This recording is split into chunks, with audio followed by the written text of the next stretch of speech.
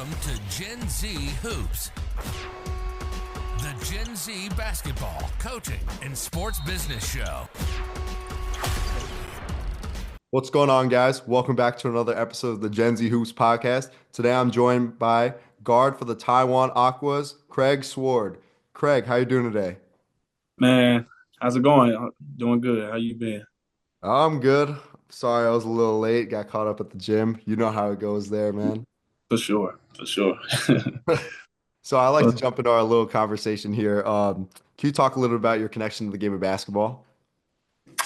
Um, so my connection to it, I mean, of course, every little kid when they see the NBA and college and stuff on TV, they wanna do it. At least I know that's from boys.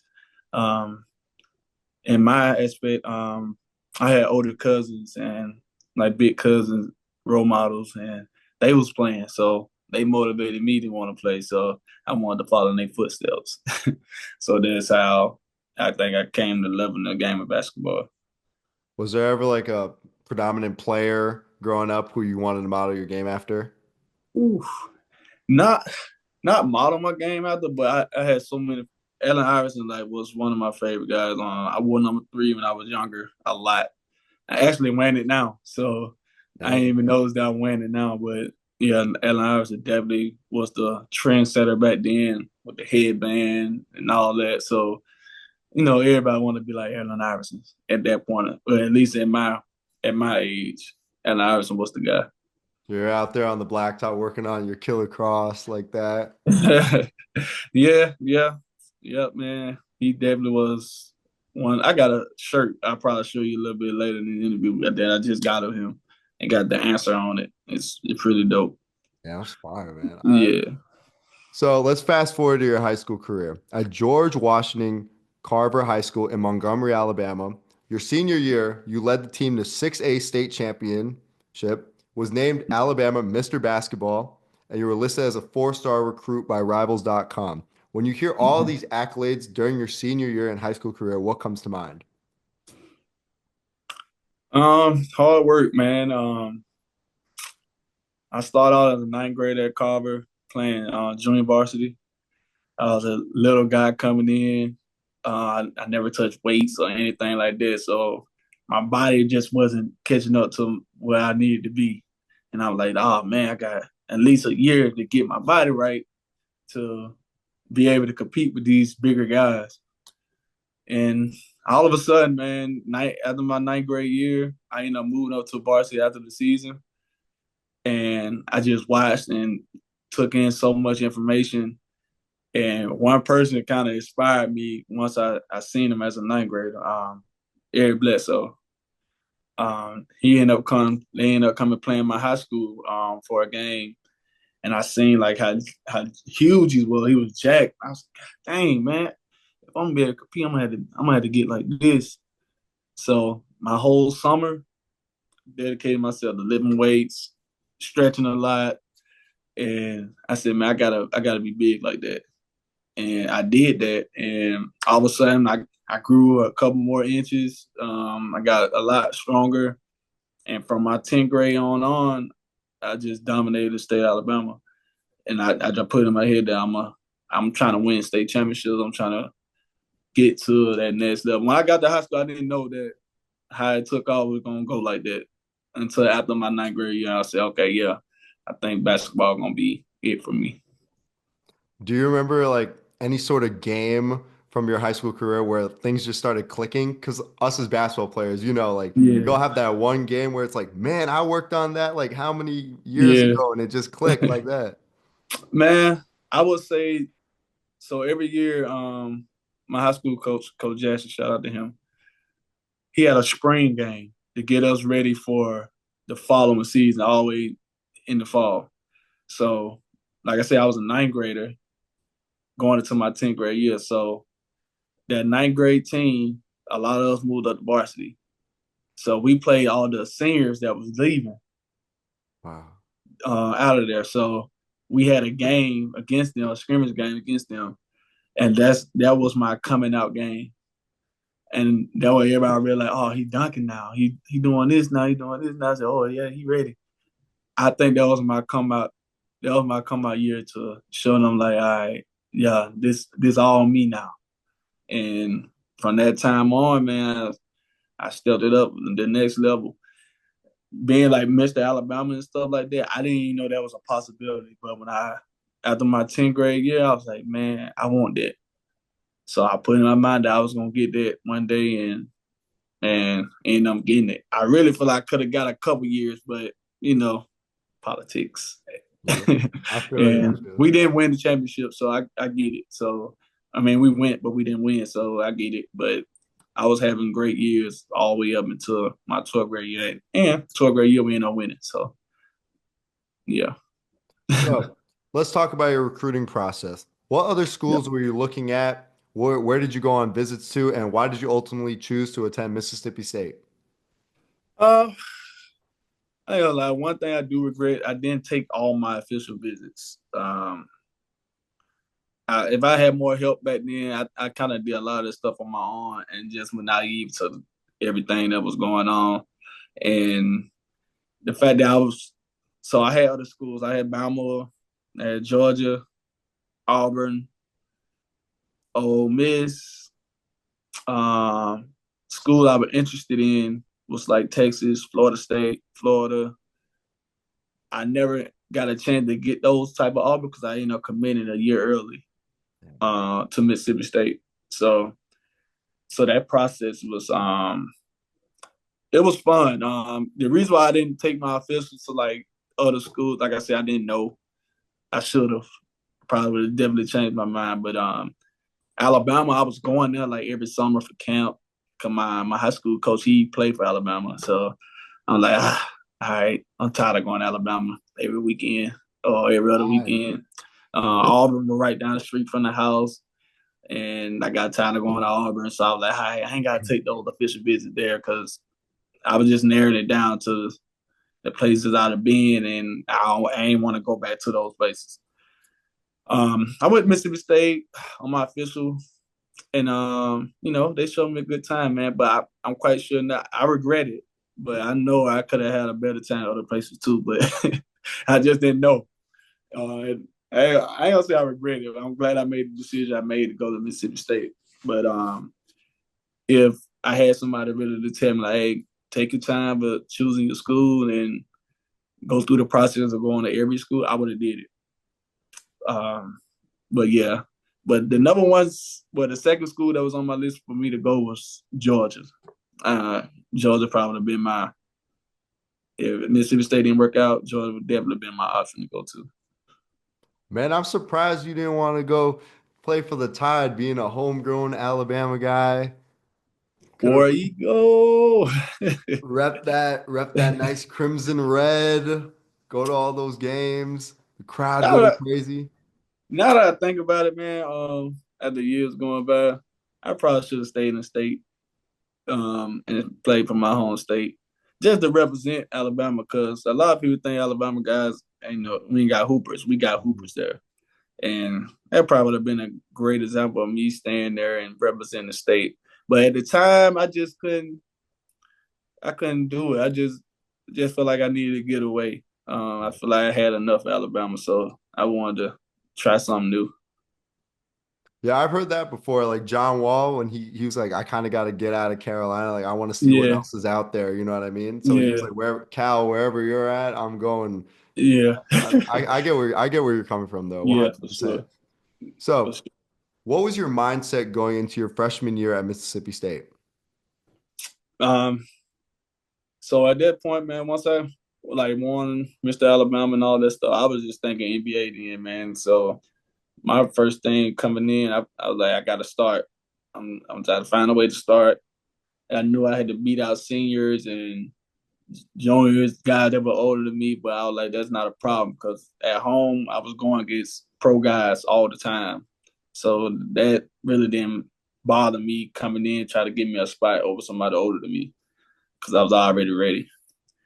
But yeah, that was my mindset, man. Just come in, take me a spot, or find a way to get me a spot, and I ended up doing that. Actually, my first college game, I didn't start. I didn't start my first college game. It was in Troy. But after that, I started my whole rest of my career. But yeah, that was my mindset, man. I was like, man, I'm trying to go to the league, I'm trying to get my family out of this situation, and I'm gonna just do what I can to get there. As we all know, like a lot of freshmen go hit this kind of wall when they're kind of Mm-hmm. adjusting to that transitional phase of the high school and college level. What was that adjustment like for you? Like I said, I was already prepared, man. I got a lot of guys that I can name that got me ready in Alabama because when I was in high school, I played with a lot of the pro guys and high level college guys. Darnell Taylor, he played for the Wizards. Mhm. Him and his twin brother used to always come back whole sessions and stuff, and they made sure that I was ready. And yeah, Jamar Sanders, Courtney Forston. It's a lot of people I can name. Marquise Glaze at the time. There was a lot of people in the city that was getting me ready for what I was about to face. And I don't know if you can pull some clips, but Courtney Forster was a dog at Arkansas. So them type of guys I had to go up against at home so to get ready. And like I said, when I got there, it wasn't a hard transition for me. Probably the pace of the game probably was a little different, but I was a quick guy and it wasn't hard for me to adjust to that. So let's fast forward to your junior year. You had a Mhm. back injury during your junior year. Can you talk a little bit about what your process of recovery was and what basically motivated you to get through this tough time? Man, the back surgeries. First of all, I don't even know how did it even happen. I don't know where the back stuff even come from. All of a sudden one day I had a bulging disc and it's sitting on my nerve, and all of a sudden one day I couldn't even walk no more. And I was telling my coach like every day, like, coach, my back is messed up, coach. But in college, coaches don't believe they be feeling like you try to get out of stuff. Yeah, I think you're soft. And I was, yeah, because he's soft. Man, you trying to get out of practice, blah, blah. I'm like, coach, I really can't. My back really messed up. I can't stand up.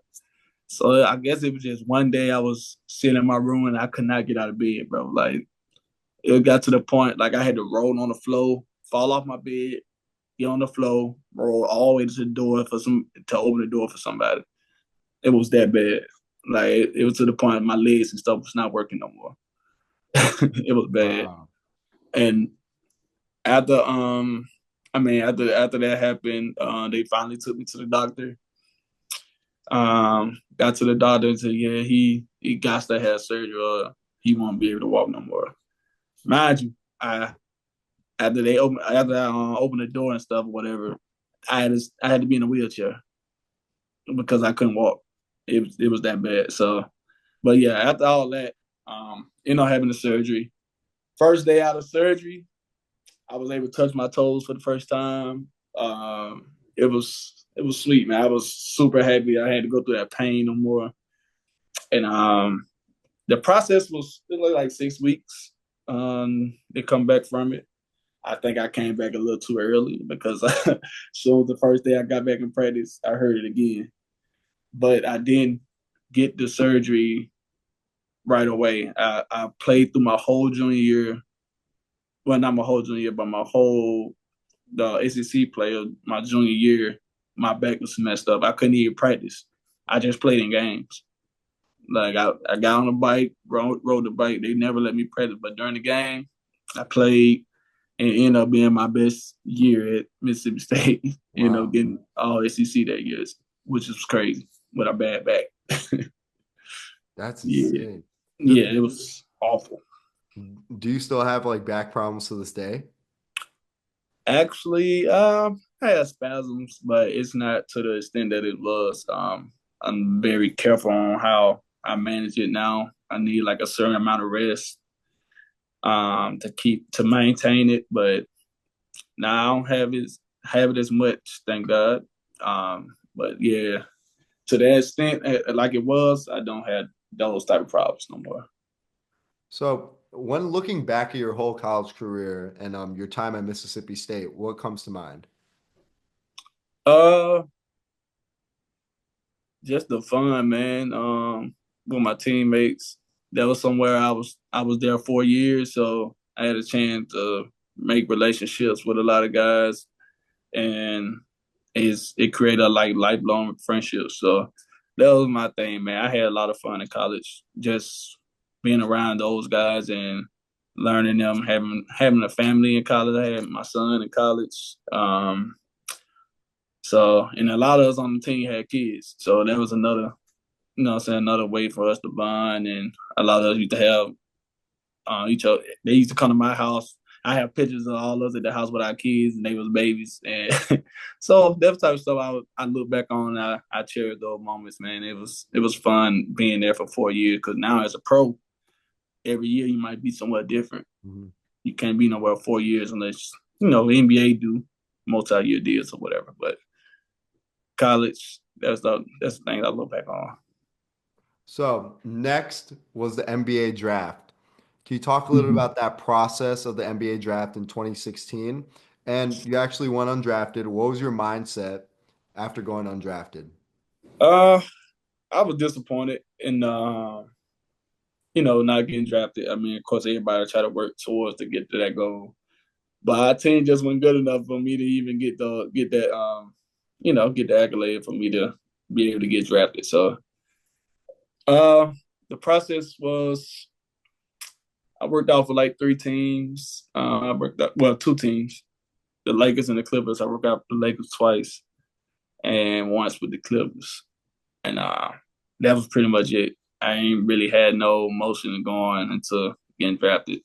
I don't know if it's because of my representation, or I just, like I said, I didn't know. If I let my college coach and stuff help me get through all that stuff, I probably would have had more workouts, but I tried to do it my way.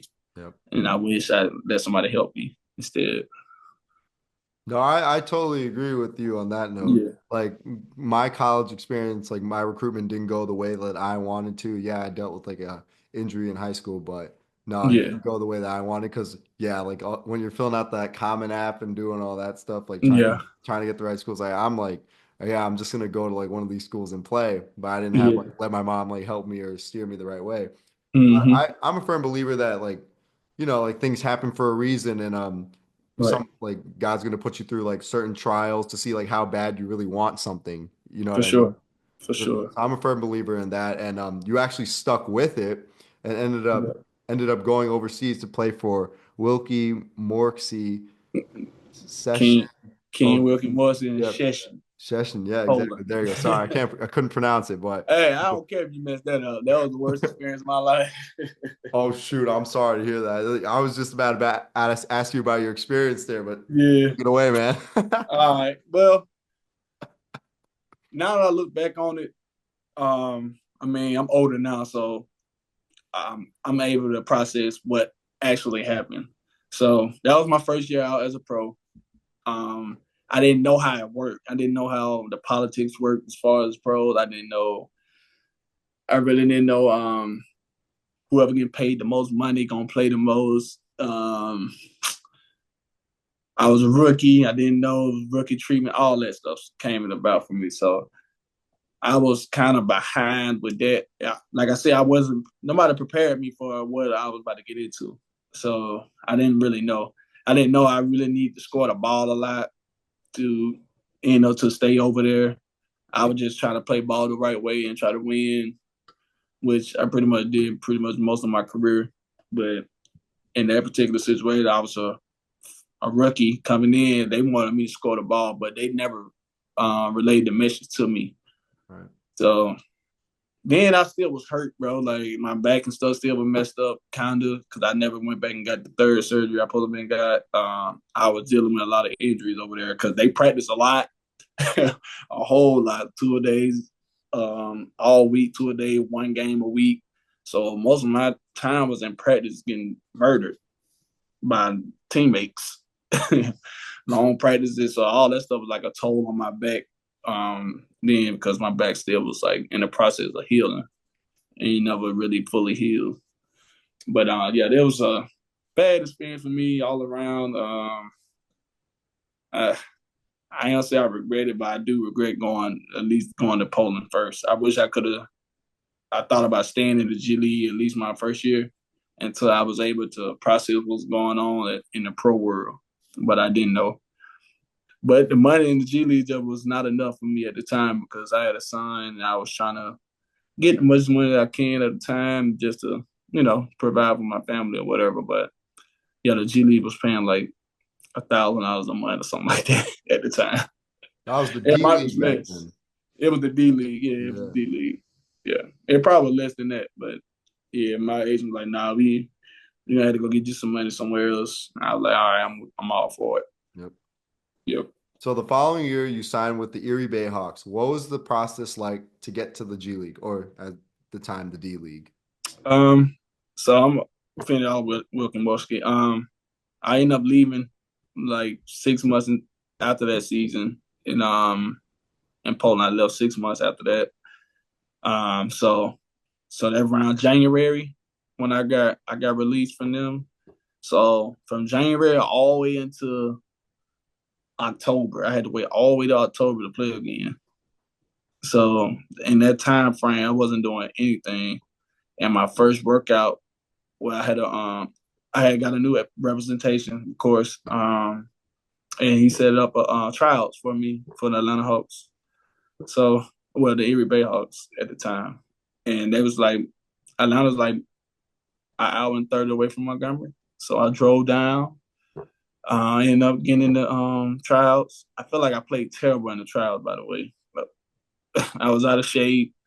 I did what I can at the time, but I don't know how I made the team. In other words, I don't know how I made it. I don't know if it was connections or what. But Tori Miller, which is I think she's a scout for Atlanta Hawks now. I just found this out recently from Malik Rose that Tori discovered. She kind of discovered me in a way, and she told them to keep me. And me and Tori have a great relationship now, by the way. And shout out to her and Malik.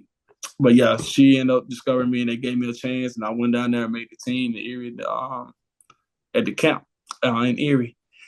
And the question that I asked her when she called me, because I didn't expect to get the call, I was like, when do I need to how much clothes I need to pack before coming? She's like, pack like you coming for the whole season. So I was like, okay. So I went down and I played. When I got to camp, I played better than I did when I was at the tryouts. And they ended up keeping me, man. And it ended up being one of my best years as a pro, I think. It was a lot of stepping stones or whatever. I had to earn my way to get to a starting spot there, but it was fun, man. The process. I think I like the hard way of doing things, and it was hard, but I ended up going in there, stepping up, and getting back to who I was as a player when I was there. Yeah, of course. So let's fast forward. In 2019, this is a big one for you. Yep. You won the CIBA Copa Championship in Mexico with the Hermisio Rayos. Can you talk a little about what the significance of this championship was for you, and what were the ups and downs of that season? So that was after my second year in Erie. I needed to keep playing. So the season ended like G League season ended early, of course. So that was after my second year in Erie. And I needed to go play somewhere quickly because I need like more money. So because the G League really wasn't paying that. I talked to Tori. She ended up giving me a job over there. She was like, I got somebody that want to bring you on to the team, so you can go over there. I said, all right, bet. So I ended up going like right after the G League season over, probably like a week later. I ended up flying right over to Mexico. One of my teammates was on the team from Erie, Jeremy Hollowell. He was on the squad. So I was like, yeah, this makes sense. We know how to play together and whatever. So I get over there, and they mid-season, and they was like probably third when I got there. And once I got there, we ended up being first the whole rest of the year in first place. And by the way, I feel like that was another one of my better years as a pro. Of course, when you win the championship, of course they're gonna be one of your better years. But that team it was an amazing team. We had Cesar Guerrero. Who else? Jeremy Holloway, Terrence. I forgot Terrence's last name. But we had a good we had a decent squad. And in Mexico, I think you can play up to 3 to 4 Americans at a time on the court. So it was cool. I feel like we had an all-star team over there. And it wasn't easy winning the championship over there by any means. We had 3 rounds. First round, we went six games. Second round, we went 7 games. And in the championship round, we went 7 games. So it wasn't easy. it was real hard to win it.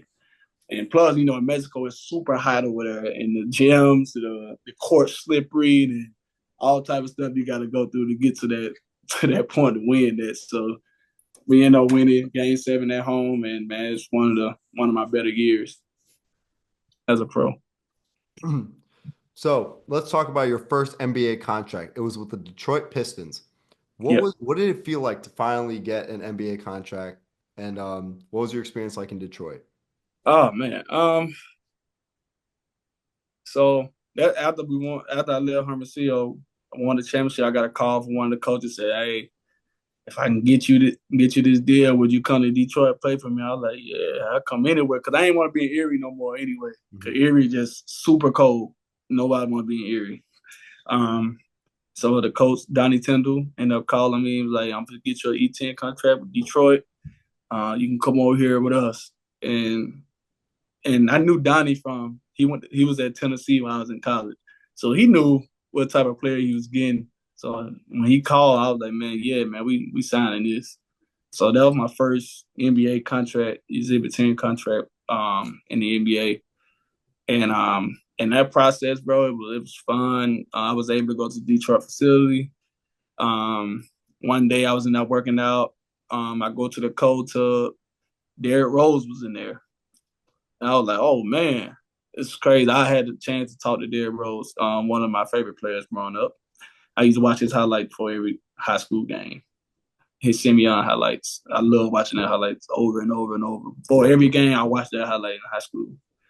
But for me to be able to see him and I was able to have a conversation with him and stuff, man, that just turned my confidence to a whole another level. I said, "Man, I got to keep doing this. I'm going to keep meeting the people that I idolized growing up. I'm going to keep doing this." Were you kind of like starstruck at first when you met him? I didn't even know how to, at the time, I didn't even know how to approach him, but because he was in the cold tub and I was in the cold tub as well.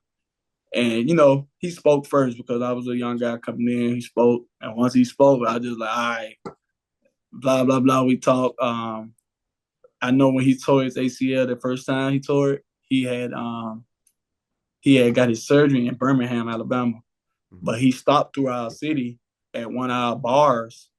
And he was sitting in one of our bars, and I told him about that story. He like, "Man, what?" He said, "You was in high school then?" He said, "Damn, I'm old." And I was like, "Yeah, man." And that junk, it inspired me so much. I wish I could have got an autograph or a picture, but we was in the cold tub, so it was something brief, but I was able to talk to him. And that just made my life. I ain't gonna lie, that was my guy, bro. Yeah, I always like come up with this. Like me and my mom always talk about like, "Oh, what if you ever like interviewed LeBron or something like that?" Because he's my Yeah. guy. You can see the poster back there. LeBron, Yeah, my guy too. I don't know. I don't know how I would act if I met my idol like that. I'll probably freak out or something, like For fanboy sure. like crazy. But that's a conversation for a different time. So Yeah, in sure. 2021, you got acquired by the Capital City Go and got the opportunity to sign a 10-day contract with the Washington Wizards. How did it Mhm. feel to get the call up to play for the main roster in Washington, D.C.? All right, I'm gonna take you back just a little bit. All Before I right. signed the Capital City, I got traded. I was with the Nuggets G League team, so I had the returning rights as a returning player, and I came back. I knew for a fact I killed the camp and everything, but they cut me. I was pissed. I ain't gonna lie, I was pissed. They cut me. Jason Terry was the head coach. I was just mad at everybody. And again, I called Tori Miller. I was like, "Hey, I think I'm about to get released. Is there somewhere for me to go?" She said, "Yeah, I bet." So 24 hours later, before they even released me, but the team was good about it. I knew the owner pretty well, and he's like, "Craig, we not just gonna cut you. We're gonna try to get you traded." So they didn't cut me. They ended up trading me to Capital City. and Capital City Go-Go. The coach was Moo, the assistant coach Moo and Tori Miller. They married, so they knew each other. So that connection happened, and I getting over there because of that. But I had a chip on my shoulder because I felt like I got cut when they did that. So I came in Capital City and I talked to Moo that night before. He like, come in, do what you do. And I came in, did what I had to do, man, and ended up playing a lot, starting. I was playing the 4. Like, I was playing the 4. Wow. It was positionless basketball. It was like, man, if you can play the 4, you can stay on the court. I played the 4. I played 5-some games.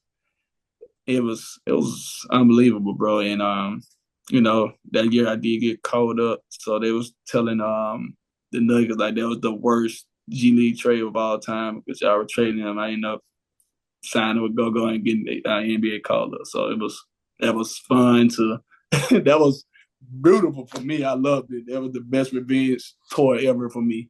So that was fun, man. I enjoyed that year. Before I started recording this interview, you talked a little bit about your relationship with a former Gen Z Hoops guest, Mr. Tommy Shepard. Can you talk a little bit about your relationship with him? Oh man, Tommy a great guy, man. Like I said, they gave me my first 10-day opportunity. I'm gonna tell you how it went when I got called up. So me and my girl, we was at the store, and the store we was at, like you go up under the store and you lose all signal to your phone. So after we got done shopping, it was after Christmas break. So after we got done shopping, we ended up driving back to the house. And where we stayed, the apartments, we had to drive under again. So I have no phone signal at this point. And we getting groceries out the car. And, we're just taking our time. I just got out of practice earlier. So I'm like, all right. We get up to the room. Both me and my girl phone like blowing up, going crazy. My agent trying to call her, trying to call me. And I'm like, what's going on? What's going on? He's like, man, Tommy Shepard is trying to call you. I'm like, who is Tommy Shepard? He said, that's the Wizards GM, man. You finna get a 10-day. I said, what? I said, oh, man, what? So I had to process that for a minute. And I was like, all right, you about to call. I hang up with my agent. Me and my girl just started going crazy in the apartment. Like, what? And she was like, what? I was like, what? I was like, I guess, yeah. So Tommy ended up calling. He was like, Craig, man, what's up? You got to fly to Miami in the morning, 6 a.m. I said, all right, I'll be there.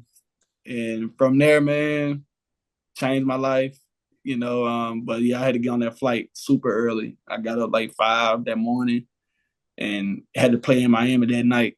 Yeah, man, it was a great experience. Then that's one of my favorite. Miami was like one of my favorite teams. So for me to be able to play my first NBA game on the Miami court, that was bittersweet for me, bro. I couldn't even process during the game. I was so at all. I was like, man, ain't no way I'm on Miami court right now playing. So that was fun, man. We have that in common. The Heat are actually my favorite team. So I love them. So take me through your first game, though. I know you said you already said it was like a surreal experience, but take me through pre-game. You're driving to the arena. Yeah. Take me through it all. All right. So I guess when I got there, so I start from the time I got on the plane. So I got on the plane like 5 something. We ended up taking off at 6. As soon as I get to the hotel, we had walk through. So as soon as I walk in, got introduced to all the players and stuff. And we went through our walkthrough process. I ate breakfast there because they have their personal shelves and stuff there. So all that stuff crazy to me. I said, oh man, it's crazy. I'm not trying to go back down to G League ever. But anyway, we ate breakfast. After that, I go to the hotel room and just sit there and just look in the sky because we had a 5-star hotel in Miami. I forgot the name of the hotel. It could have been the Ritz.